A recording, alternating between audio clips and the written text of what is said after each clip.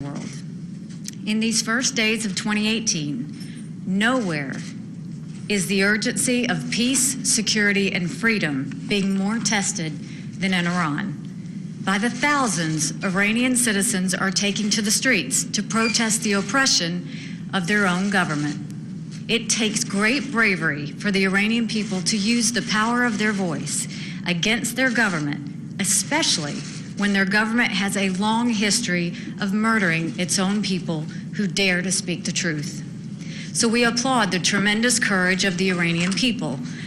The government of Iran is actively attempting to stop social media and other forms of communication that allow their citizens' voices to be heard. So we want to help amplify the voices of the Iranian people. Here are some of the messages that they're chanting today. All these brigades have come out to the streets. They've come out against the leader. Political prisoners must be freed. Independence, freedom, Iranian Republic. Neither Gaza nor Lebanon, my life only for Iran. Let go of Syria, think of us. We will die, but we'll take Iran back. Don't be afraid, we're all together.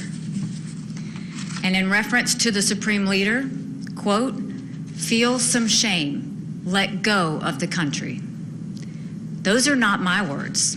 Those are not the words of the United States. Those are the words of the brave people of Iran.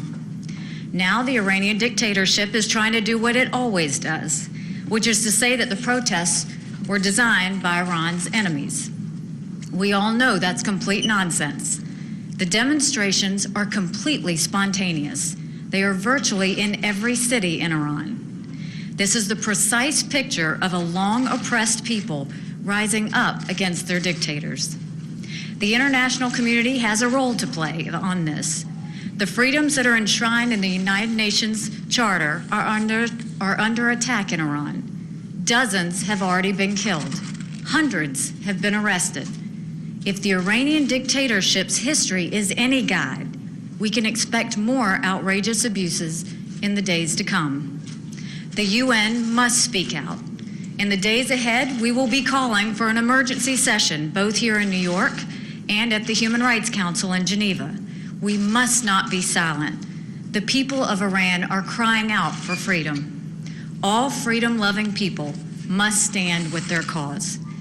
The international community made the mistake of failing to do that in 2009. We must not make that mistake again. On a second matter, the crisis in North Korea will continue to have our